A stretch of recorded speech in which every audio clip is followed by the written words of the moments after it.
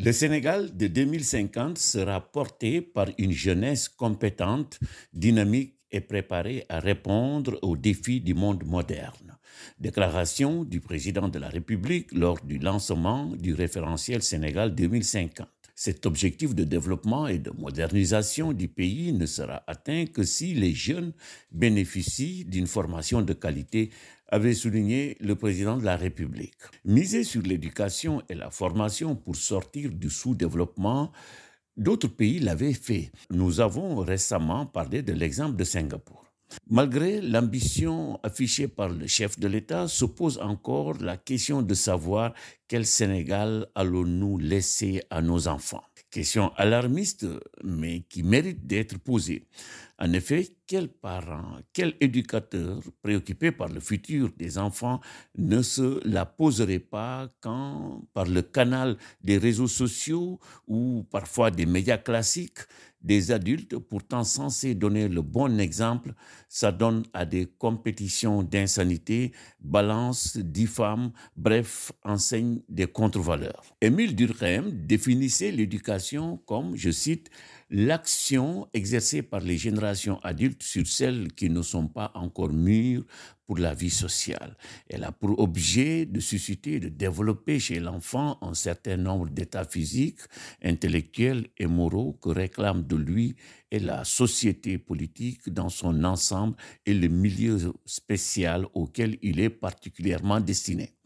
Le paradigme de l'éducation dans la vision durkheimienne repose sur l'idée selon laquelle l'adulte est le détenteur du savoir, des savoir-faire et des savoir-être. C'est à lui que revient le droit, la charge de les transmettre à la jeune génération.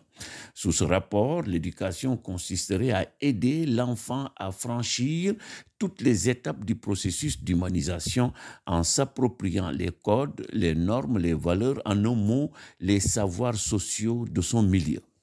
Le paradigme durkheimien laisse entendre qu'aucune éducation n'est possible sans l'implication des adultes, les seuls dépositaires des savoir-être et des savoir-faire que la société veut transmettre aux futures générations.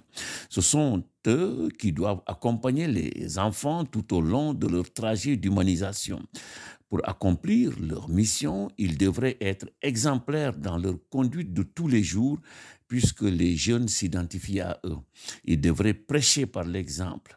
La leçon des exemples valent plus que la leçon des préceptes, dit-on. Malheureusement, les spectacles déshonorants qu'offrent certains adultes, de plus en plus nombreux, ne rassurent guère. C'est pour dire que l'incertitude pèse sur le passage de témoins, sur l'atteinte des objectifs de Sénégal 2050.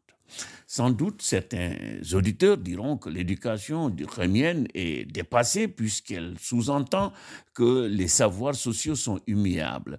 Ils ont en partie raison car savoir rime avec dynamisme. Mieux, l'éducation doit être vue sous le prisme de la co-construction car jeunes et adultes s'éduquent mutuellement même si la relation éducative peut avoir un caractère asymétrique. Mais qu'on se situe du côté de Durkheim ou non, l'éducation, c'est surtout promouvoir les valeurs qui fondent et garantissent le vivre ensemble.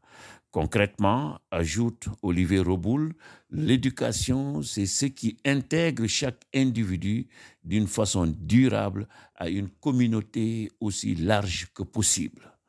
Chaque Sénégalais devrait en être conscient pour faire de la jeunesse le moteur du développement de notre pays.